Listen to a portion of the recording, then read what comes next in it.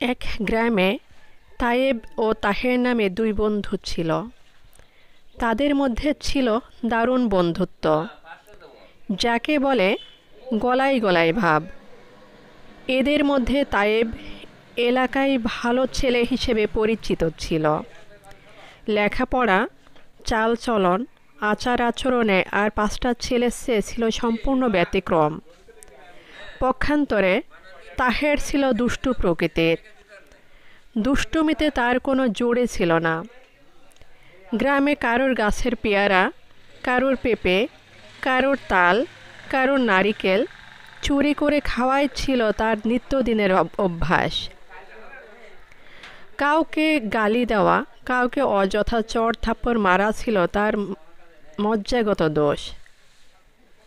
গ্রামে প্রভাবশালী মোড়লের ছেলে বলে তার গায়ে কেউ হাত তোলার সাহস পেত না। কিন্তু গ্রামবাসী তাকে কখনো ভালো চোখে দেখত না। কোনো লোক তার ছেলে বা ভাই ভাতিজাকে তাহেরের সঙ্গে মিশতে দিত না।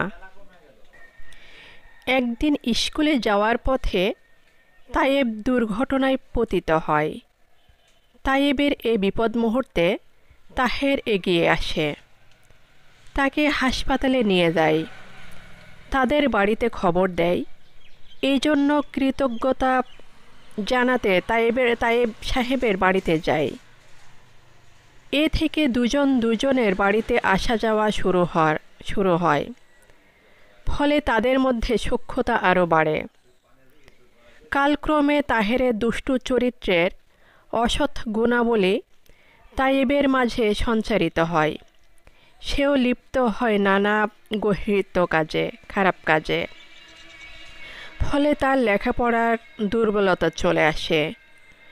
বন্ধুরা তার ধারে কাছে ঘেঁষে না, শিক্ষকরাও তাকে আর ভালো চোখে দেখেন না। গ্রামের লোকেরা পরস্পর বলাবলি করতে থাকে, দুষ্টু তাহেরের খপ্পরে পড়ে সোনার টুকরা তায়েব ছেলেটাও দিন দিন গোল্লায় যেতে বসেছে। একদিন তায়েবের কানেও এসব কথা চলে আসে। তখন সে ভাবতে থাকে, তার এই অধঃপতনের মূল কারণ কি। সে চিন্তা করতে থাকে, এক সময় আমি ক্লাসে প্রথম হতাম, এখন আমার রোল নম্বর 10-এর নিচে। এক সময় ক্লাসের ছেলেরা আমার পিছে পিছে ঘুরতে অঙ্ক ইংরেজি বুঝে নেওয়ার জন্য, অথচ আজ আমি সবার চোখে খারাপ হয়ে গেছি। অন্তরঙ্গ বন্ধু আবদুল্লাও আমার কাছ থেকে দূরে চলে গেছে। লেখাপড়ায় সে ব্যাপক উন্নতি ও ঈর্ষণীয় সাফল্য লাভ করেছে। চরিত্র মাধুর্যেও সে সকলের প্রশংসা কুড়িয়েছে। আজ সে গ্রামের ভালো ছেলে বলে পরিচিত। এর মূল কারণ খুঁজতে গিয়ে সে রহস্য উদ্ঘাটন করে যে স্কুলের ধর্মীয় শিক্ষক বিশিষ্ট আলেম দিন মাওলানা আব্দুর রহমান স্যারের সাথে আবদুল্লাহর সম্পর্ক। তার কথা মতো সে চলে, 5 ওয়াক্ত সালাত আদায় করে, নিয়মিত পড়াশোনা করে, খারাপ ছেলেদের সাথে মেশে না। পড়ালেখার ফাঁকে অবসর সময়ে ধর্মীয় বই পুস্তক পড়ে এবং কোরআন হাদিস অধ্যয়ন করেই তার সময় কাটে। তাই তার এত সুনাম, লোকের মুখে মুখে তার প্রশংসা।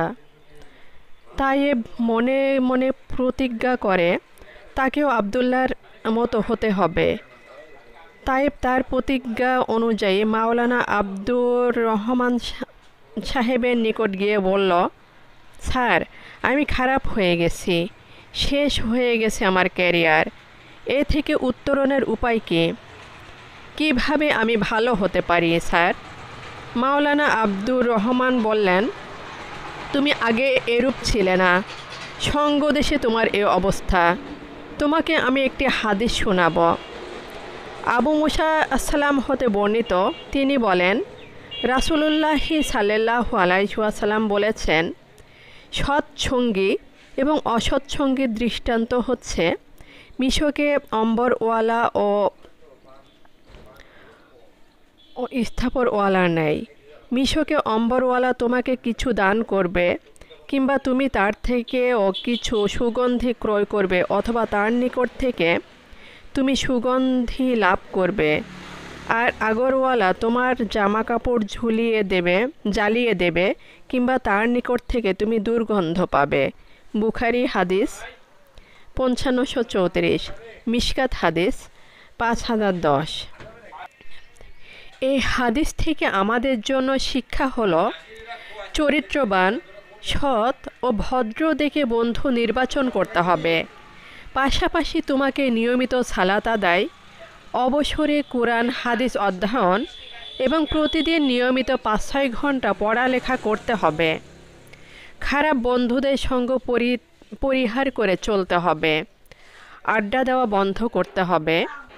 এসব যদি মেনে চলতে পারো, তাহলে অতি অল্প সময়ের মধ্যে তুমি সকলের প্রিয়পাত্র পরিণত হতে পারবে। অতঃপর তায়েব তার শিক্ষকের পরামর্শ মতো চলতে শুরু করে। অল্প দিনের মধ্যে লেখাপড়ায় তার যথেষ্ট উন্নতি হয়। বিনা প্রয়োজনে সে বাড়ির বাইরে যায় না, খারাপ ছেলেদের সাথে মেশে না, অবসরে সাহিত্য চর্চা করে, ধর্মীয় বই পড়ে। এভাবে চলতে চলতে অল্প দিনের মধ্যেই তায়েব সবার মন জয় করতে সক্ষম হয়। সবাই তাকে দেখলে পূর্বের মতো আদর করে। বাবা মা তাকে নিয়ে গর্ব করেন। সামনে তার ইন্টারমিডিয়েট পরীক্ষা। শিক্ষক, অভিভাবক সবার প্রত্যাশা তায়েব এবার আরও ভালো করবে। শিক্ষা: সৎ ও উত্তম চরিত্রের অধিকারীদের সাথে বন্ধুত্ব করতে হবে। অসৎ সঙ্গ সর্বদা পরিহার করতে হবে। ছেলেমেয়ের বন্ধুবান্ধব সম্পর্কে অভিভাবকদেরও সতর্ক থাকতে হবে।